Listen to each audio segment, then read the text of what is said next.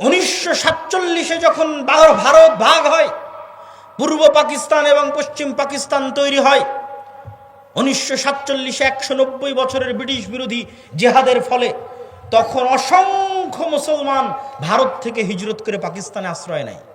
আপনাদের রংপুরের সৈয়দপুরের বিহারিরা মুহাজির, বিহার থেকে হিজরত করে বাংলাদেশে এসেছে মুসলমানদের একটা আলাদা ভূখণ্ড মনে করে। আর এই মুহাজিরদের সংখ্যা সবচেয়ে বেশি ছিল পশ্চিম পাকিস্তানে। পাঞ্জাব থেকে, উত্তরপ্রদেশ থেকে, দিল্লি থেকে লক্ষ লক্ষ মুসলমান হিজরত করেছে। তো হিজরত করার পর আপনারা পাকিস্তান স্বাধীন দেশ পেয়েছেন, বাংলাদেশ স্বাধীন দেশ পেয়েছেন, আর কয়েক কোটি মুসলমান ভারতে থেকে গেছে। আপনি যদি মনে করেন যে আমার বাংলাদেশে আমি স্বাধীন আছি, এটি আমার জন্য যথেষ্ট, পাকিস্তানের মুসলমানেরা যদি মনে করে আমি পাকিস্তানে স্বাধীন আছি, এটি আমার জন্য যথেষ্ট, তাহলে এর চেয়ে বড় মুনাফিকি পৃথিবীতে আর হবে না। আপনারা যে আপনাদের ভাইদেরকে ভারতে ছেড়ে এসেছেন, তাদেরকে মুক্ত করতে হবে না? ভারত যে বলতেছে বাংলাদেশের সংখ্যালঘু নির্যাতন হচ্ছে, আসলে সংখ্যালঘু নির্যাতন কোথায় হচ্ছে? ভারতে হচ্ছে।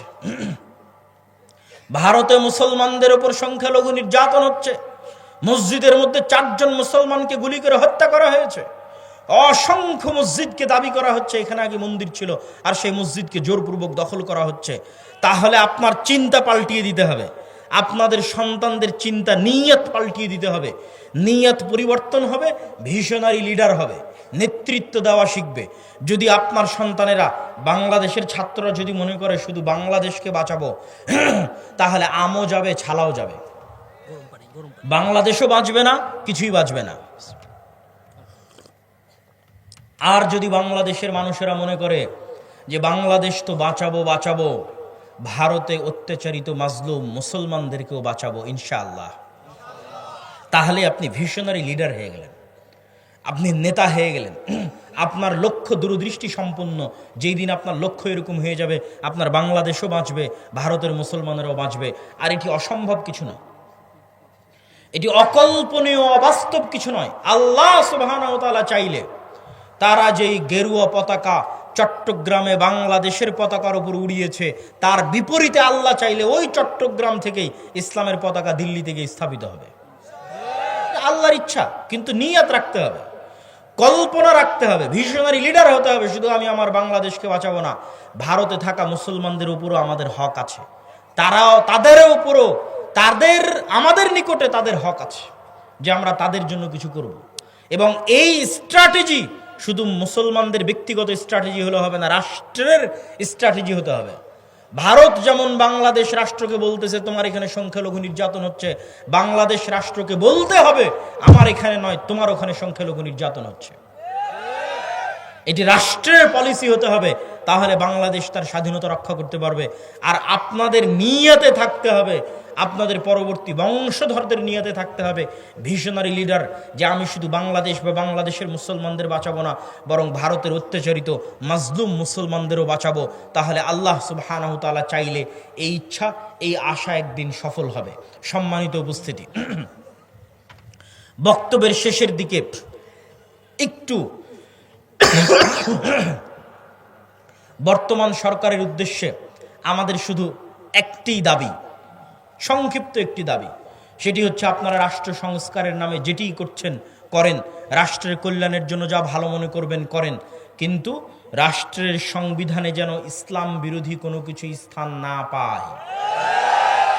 সেকুলারিজমের নামে, ধর্মনিরপেক্ষ মতবাদের নামে বাংলাদেশের মুসলমানদের ইসলামিত্বকে ধ্বংস করার চেষ্টা করা যাবে না। বাংলাদেশের স্বাধীনতার একমাত্র রক্ষা কবচ হচ্ছে ইসলাম। অতএব রাষ্ট্রের মূল পলিসির মধ্যে অন্তর্ভুক্ত করতে হবে, সংবিধানের মূল পলিসির মধ্যে অন্তর্ভুক্ত করতে হবে যে ইসলাম বিরোধী কোনো কিছু এই সংবিধানে এবং এই রাষ্ট্রে বাস্তবায়ন হবে না।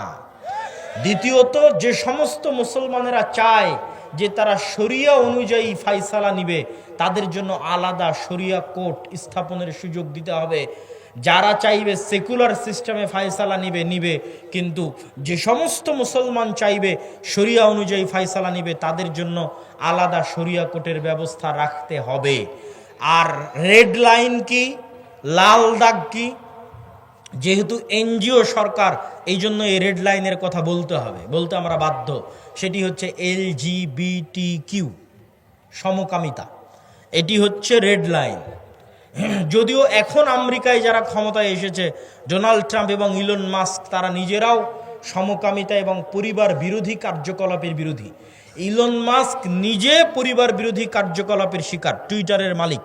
ইলন মাস্কের ছেলে তার বাপকে হুমকি দিয়েছে যে আমাকে যদি ছেলে থেকে মেয়ে না করা হয় আমি আত্মহত্যা করব।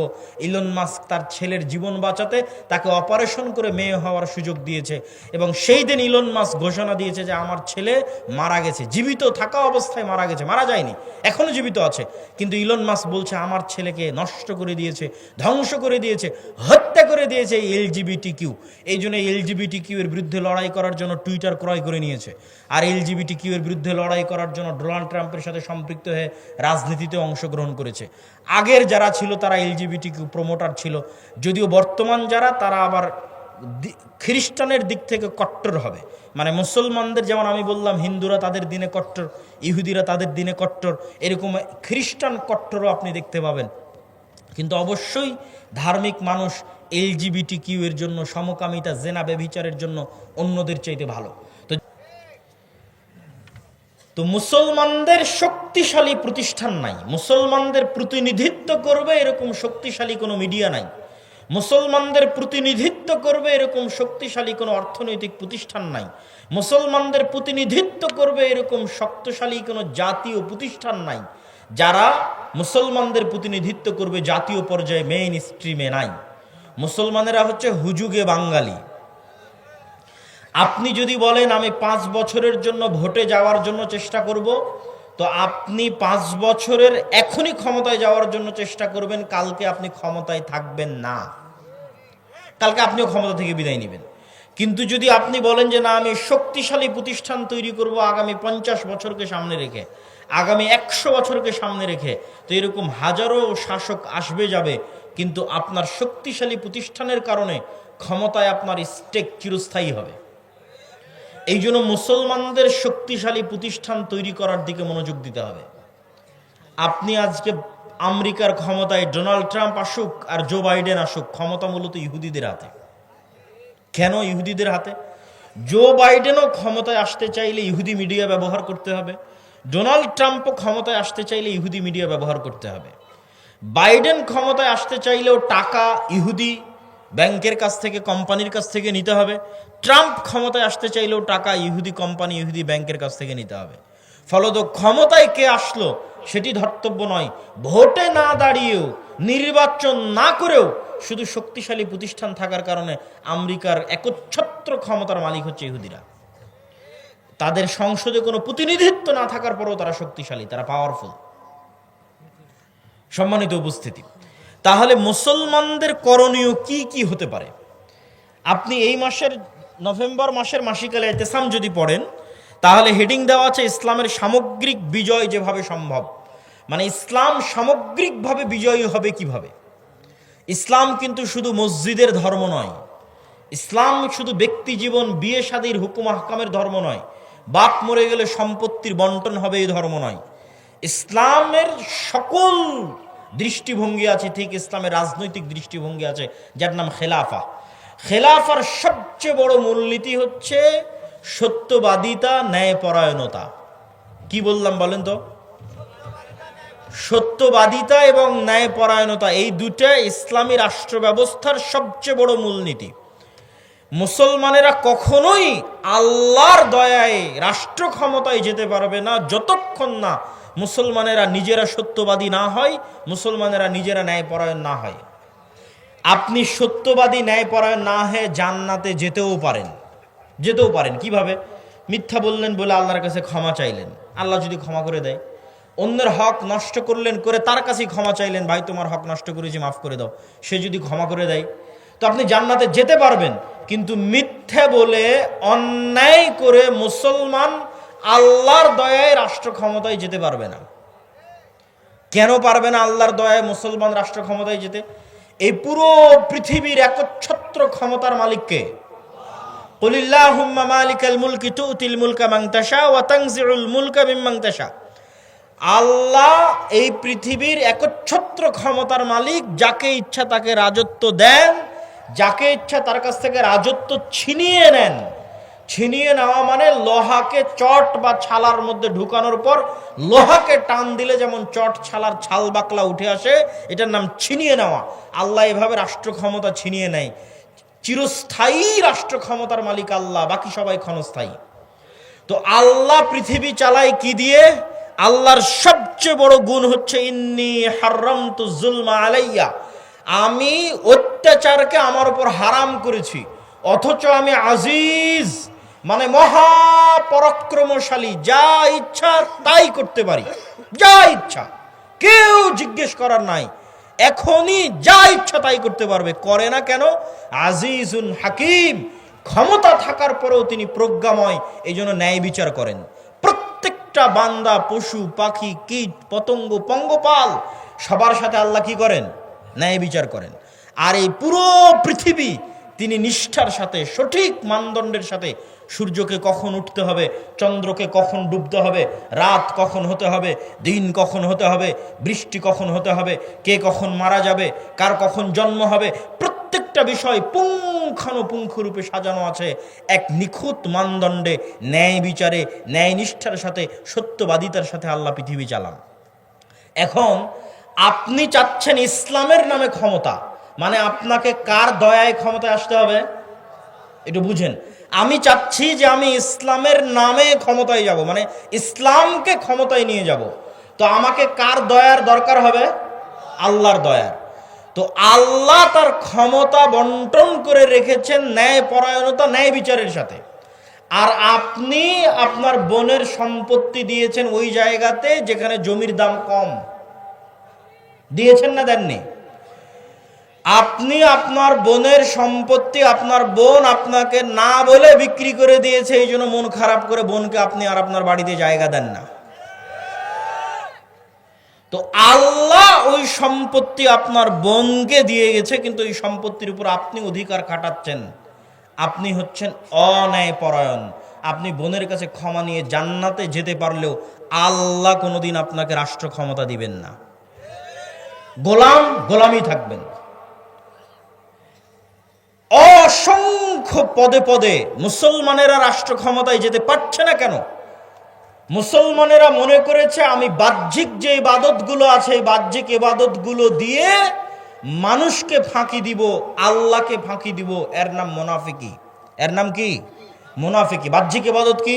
সালাত, সিয়াম, হজ, যাকাত, এগুলো বাহ্যিক ইবাদত। সে আসলে চোর, সে আসলে মিথ্যুক, সে আসলে বাটপার, কিন্তু সেই বাহ্যিক ইবাদত দিয়ে তার মুনাফিকি ঢাকতে চায়। রাসূলুল্লাহ সাল্লাল্লাহু আলাইহি ওয়াসাল্লাম বলেছেন, আরবাউন মান কুন্না ফিহ, চারটা বৈশিষ্ট্য যার মধ্যে থাকবে, মুনাফিকান খালিসা, সে নিখুঁত মুনাফিক। এক, ইযা হাদ্দাসা কাযাবা, কথা বললে মিথ্যা বলে। ওয়া ইযা ওয়া'আদা আখলাফা, ওয়াদা করলে ভঙ্গ করে। ওয়া ইযা তুমিনা খানা, আমানত রাখা হলে খেয়ানত করে। আমানত কি? ওসির দায়িত্ব আমানত, ডিসির দায়িত্ব আমানত, প্রধানমন্ত্রীর দায়িত্ব আমানত, প্রিন্সিপালের দায়িত্ব আমানত, আপনি ভাই এটাও আমানত, আপনি পিতা এটাও আমানত, আপনি মেম্বার চেয়ারম্যান এটাও আমানত, আপনি এসিল্যান্ড সাব রেজিস্ট্রার এটাও আমানত। এই প্রত্যেকটা দায়িত্ব হচ্ছে আমানত। আমানতের খেয়ানত করে। এরা হচ্ছে খাঁটি মুনাফিক। তো এই যে খাঁটি মুনাফিক, এই মুনাফিকিটা ঢাকতে ও হজ করতে যায়। বুঝেননি মনে হয় আমার কথা? খাঁটি মুনাফিক, কিন্তু মুনাফিকি ঢাকতে জালসার অতিথি হয়ে দান করে নিজেকে দানবীর দেখাতে চায়। করেনি, প্রশ্ন ফাঁস করে বলছে আমি এই টাকা আল্লাহর রাস্তায় দান করলাম। আমরা আলেম সমাজ ব্যর্থ, বুঝাতে পারিনি যে ইসলাম কাকে বলে। এটা বুঝাতে পারিনি। সে মনে করে নিয়েছে ইসলাম মানে আমি সালাত আদায় করলাম, আমি হজ পালন করলাম, আমি সিয়াম পালন করলাম, বাহ্যিক আমল ঠিক, তো আমি ঠিক। কিন্তু ও তো মুনাফিক। আল্লাহর নবী বলছেন মুনাফিক। তাকে যে দায়িত্ব দেওয়া হয়েছে দায়িত্বে খেয়ানত করেছে, কিন্তু সেই মুনাফিকি ঢাকতে ও নিজেকে দানবীর দেখিয়েছে। মুনাফিকি ঢাকতে মানুষের সামনে বলেছে আমি তাহাজ্জুদের সালাত আদায় করি। তো এই ধরনের দুই নম্বরই, বাটপারি, অন্যায়কারী, দুর্নীতিবাজদের আল্লাহ কখনোই তার দয়ায় রাষ্ট্র ক্ষমতা দিবেন না। মুসলমানেরা যদি বলে গোলাম থাকবো না, ক্ষমতা চাই, তাহলে প্রথমত সত্যবাদী হতে হবে, ন্যায় পরায়ণ হতে হবে, আল্লাহর নবীর মতো। মুহাম্মদ সাল্লাল্লাহু আলাইহি ওয়াসাল্লাম মক্কায় অন্য কোনো কিছুর জন্য প্রসিদ্ধ ছিলেন না, সত্যবাদিতার জন্য প্রসিদ্ধ ছিলেন, আমানতদারিতার জন্য প্রসিদ্ধ ছিলেন, ন্যায় পরায়ণতার জন্য প্রসিদ্ধ ছিলেন। তার ন্যায় পরায়ণতা, আমানতদারিতা, সত্যবাদিতার অসংখ্য ঘটনা শোনানো যাবে, কিন্তু এতটুকু বলে শেষ করি, আল্লাহর নবী যদি সত্যবাদী, আমানতদার, ন্যায় পরায়ণ না হতেন, তাহলে আবু সুফিয়ান কোনোদিন তার হাতে ইসলাম গ্রহণ করত না। আবু সুফিয়ান আল্লাহর নবীর চিরশত্রু, কিন্তু আবু সুফিয়ান জানে যে মুহাম্মদ সাল্লাল্লাহু আলাইহি ওয়াসাল্লাম সত্যবাদী। আবু সুফিয়ান জানে যে মুহাম্মদ সাল্লাল্লাহু আলাইহি ওয়াসাল্লাম ন্যায়পরায়ণ। সম্মানিত উপস্থিতি, তাহলে মুসলমানেরা যদি চায় রাষ্ট্র ক্ষমতায় যেতে, এক, ব্যক্তিগত জীবনে সত্যবাদী হতে হবে, ন্যায়পরায়ণ হতে হবে। ন্যায়পরায়ণ হওয়া খুবই কঠিন। বহু সালাফে সালিহিন বিবাহ করেননি, স্ত্রীর সাথে ন্যায়পরায়ণতা করতে পারবেন না এই ভয়ে। জিজ্ঞেস করেন আপনি নিজেকে, আমি নিজেকে যদি জিজ্ঞেস করি, প্রত্যেকটা মানুষ যদি নিজেকে জিজ্ঞেস করে সে তার স্ত্রীর সাথে ন্যায়পরায়ণ কিনা, উত্তর দিতে পারবে না সে ন্যায়পরায়ণ কিনা। স্ত্রীর সাথে ন্যায়পরায়ণ কিনা এই হিসাব দিতে কিয়ামতের মাঠে ফেঁসে যাবেন আপনি। বোনের সাথে ন্যায় বিচার করেছেন কিনা এই হিসাব দিতে কিয়ামতের মাঠে ফেঁসে যাবেন। আমরা বাঙালিরা আমাদের প্রত্যেকটা ধাপে ধাপে চরম দুর্নীতিবাজ। প্রত্যেকটা AC land sub registrar, 90% AC land sub registrar, OC, DC নামাজি, আল্লাহওয়ালা, হাজি, উমরাকারী, কিন্তু নিজ নিজ দায়িত্বে আমানতের খেয়ানতকারী, মানে সব মুনাফিক। মুনাফিকি ঢাকতে বাহ্যিক ইবাদতগুলো করছে। এরা আজীবন গোলাম থাকবে, এদের পরবর্তী প্রজন্ম গোলাম থাকবে। স্বাধীন হতে চাইলে, মুক্ত হতে চাইলে ন্যায় বিচারক হতে হবে, সত্যবাদী হতে হবে, ন্যায়পরায়ণ হতে হবে, তাহলে স্বাধীন হবে, বাংলাদেশ স্বাধীন হবে। 3 নাম্বার, ইসলামকে যদি রাষ্ট্র ক্ষমতায় নিয়ে যেতে চান, তাহলে মুসলমানদেরকে তাদের কলোনিয়াল মাইন্ড সেট আপ, 190 বছর ব্রিটিশদের অধীনে আমরা যে গোলামির জীবনযাপন করেছি, এই কলোনিয়াল মাইন্ড সেট আপ থেকে বের হয়ে এসে আপনাকে কট্টর হতে হবে নিজের দিনের উপর। নিজের দিনের উপর কট্টর হতে কেন বললাম? সারা পৃথিবী তার দিনের উপর কট্টর হচ্ছে, সারা পৃথিবী।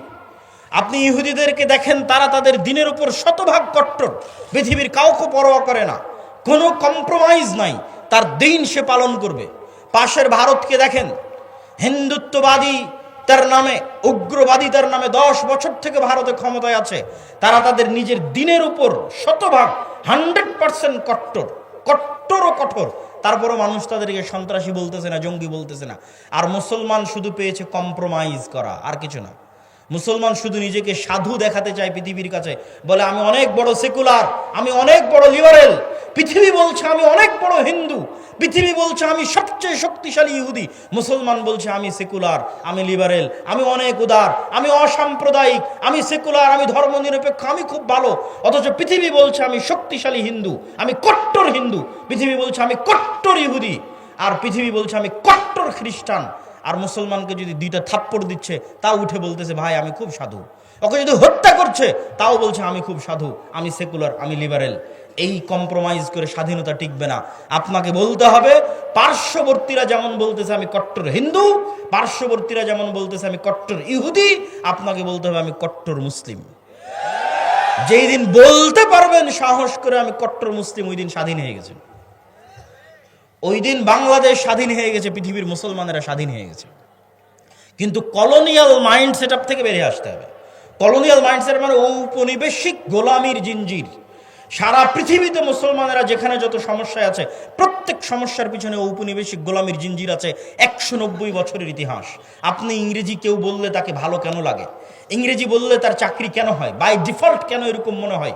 অথচ মদিনা বিশ্ববিদ্যালয়ে পড়তে গিয়ে এক আফ্রিকান বন্ধু, তার সেকেন্ড ল্যাঙ্গুয়েজ হচ্ছে ফরাসি। তার সেকেন্ড ল্যাঙ্গুয়েজ কেন ফরাসি হবে? আর আমার সেকেন্ড ল্যাঙ্গুয়েজ কেন ইংরেজি হবে? ও ছিল ফ্রান্সের গোলাম, আমি ছিলাম ইংল্যান্ডের গোলাম। আফ্রিকান কান্ট্রিগুলো ছিল ফ্রান্স, ইতালি এবং স্পেনের গোলাম, আমরা ছিলাম ইংল্যান্ডের গোলাম। এই জন্য আমাদের কাছে ইংরেজি ভালো লাগে, ওদের কাছে ফরাসি ভালো লাগে। অথচ আপনি ইংল্যান্ডের এরিয়া পার হয়ে ফ্রান্সে যান, ইতালিতে যান, স্পেনে যান, কোথাও ইংরেজি নাই। আমি ইংরেজি ভাষা শিখতে হবে না সেটা বলছি না, কিন্তু ফ্রান্স, ইতালি এবং স্পেনের মানুষ জাতিগতভাবে, মনস্তাত্ত্বিকভাবে এতটা স্বাধীন যে সে ইংরেজি শিখতে চায় না। সে বলতেছে আমি আমার ফ্রান্সের ফরাসি ভাষা নিয়ে থাকবো, আমি আমার ইতালিয়ান ভাষা নিয়ে থাকবো, স্প্যানিশ নিয়ে থাকবো। বিমানবন্দরে পর্যন্ত এক্সিটটা ইংরেজিতে লেখেনি। তাহলে স্পেন, ফ্রান্স, ইতালির মানুষ মনস্তাত্ত্বিকভাবে কোন পর্যায়ের স্বাধীন, আর আমি মনস্তাত্ত্বিকভাবে কোন পর্যায়ের গোলাম? কেন একজনকে প্যান্ট শার্ট পরা দেখলে তাকে স্মার্ট মনে হয়, আর আরেকজনকে এরকম জুব্বা পরা, লম্বা দাড়ি দেখলে আনস্মার্ট মনে হয়? এটা 190 বছরের লিগ্যাসি আমরা বহন করে আসতেছি, কারণ আমাদের বাপ দাদারা 190 বছর যাবৎ ব্রিটিশদের গোলামি করেছে। তো ব্রিটিশরা প্যান্ট শার্ট পরতো, গলায় টাই থাকতো, এই জন্য ওটা দেখতে আমাদের অজান্তে স্মার্ট মনে হয়, আর ওটা না দেখলে আমাদের অজান্তে আনস্মার্ট মনে হয়। ভাইয়ের সাথে আমার একটা স্মৃতি আছে, স্মৃতি বলতে দেখার স্মৃতি নয়, যেহেতু এই অঞ্চল আমার নানির বাড়ির অঞ্চল, তো ছোটবেলায় আমাদের এই অঞ্চলে কেটেছে। তো ওনার আব্বার ছবির সাথে ওনার ছবি বিভিন্ন জায়গায় পোস্টারে আমি অনেক ছোটতে দেখেছি, তখন বয়স 7-8 বছর হবে অথবা 9-10 বছর হবে। তো তার নামের শেষে লিঙ্কন নামটা ছিল।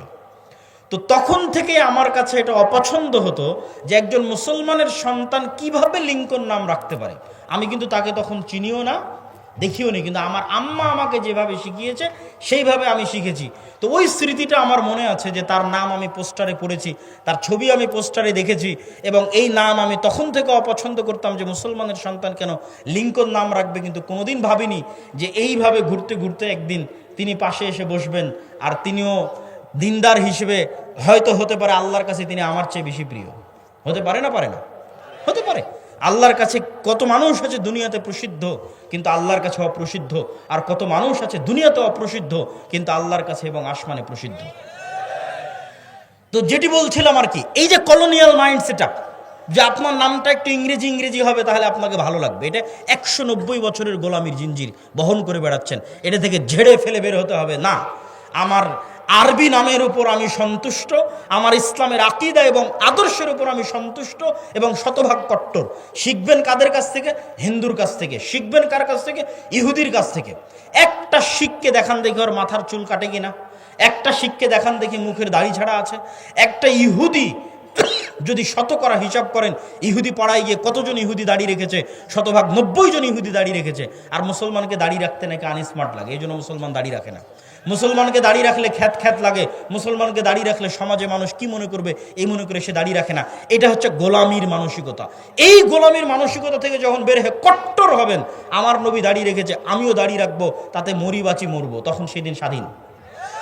সেই দিন বাংলাদেশ স্বাধীন, আপনি স্বাধীন। তার আগ পর্যন্ত গোলামির জিঞ্জির আপনার গলায় এবং আমার গলায়। সম্মানিত উপস্থিতি, তো যেটি বলতে চাচ্ছিলাম যে বাংলাদেশ বা আমাদেরকে যদি আমরা চাই যে রাষ্ট্র ক্ষমতা ইসলাম যাক, তাহলে তার সারমর্ম হিসেবে 3টে বা 4টে পয়েন্ট, তারপরে আরও কিছু বক্তব্য দিব গুরুত্বপূর্ণ বর্তমান চলমান কিছু বিষয়, সেটি তো আপনাদের কিছু শিক্ষণীয় আছে। তো সারমর্ম 4টে বিষয় কি কি রাষ্ট্র ক্ষমতায় যদি যেতে চান? 1 নাম্বার, আপনাকে বুঝতে হবে যত তন্ত্রমন্ত্র আছে এগুলো তৈরি করা হয়েছে ইসলাম যেন রাষ্ট্র ক্ষমতায় না যায়।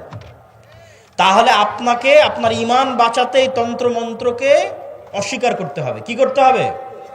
অস্বীকার করতে হবে। আমাই ইয়াকফুর বিত্তাগুত, যেমন ইব্রাহিম আলাইহিস সালাতু ওয়াস সালাম বলেছিল কাফারনা বিকুম, শোনো তোমরা যার ইবাদত করো, তোমরা যেই সমস্ত মূর্তি পূজার ইবাদত করো তোমাদেরকে, আর তোমাদের এই মূর্তি পূজাকে আমি কুফরি করলাম, কাফের হয়ে গেলাম, তোমাদের এই মূর্তি পূজার অস্বীকার করলাম। আপনাকে এইভাবে অস্বীকার করতে হবে যে আমি গণতন্ত্রের কাফের, আমি সেকুলারিজমের কাফের। তাহলে আপনার ঈমান বাঁচবে, ঈমান ঠিক থাকবে, আকীদা ঠিক থাকবে। তো আমি ঈমান এনেছি কিসের উপর? ইসলামিক খেলাফত ব্যবস্থার উপর। আর বাকি যত তন্ত্রমন্ত্র আছে এগুলোর আমি কাফের, এগুলো অস্বীকার করি ওপেন প্রকাশ্যে। কেননা এগুলোর অস্বীকারের মধ্যে ইসলামের ক্ষমতার উত্থান আছে, আর এগুলোর অস্বীকারের মধ্যে ইসলামের ক্ষমতার, এগুলো অস্বীকার না করলে ইসলামের ক্ষমতার উত্থান নাই। 2, আপনাদেরকে ব্যক্তিগত জীবনে সত্যবাদী এবং ন্যায়পরায়ণ হতে হবে, না হলে আল্লাহর দয়ায় আল্লাহ আপনাকে ক্ষমতা দিবে না।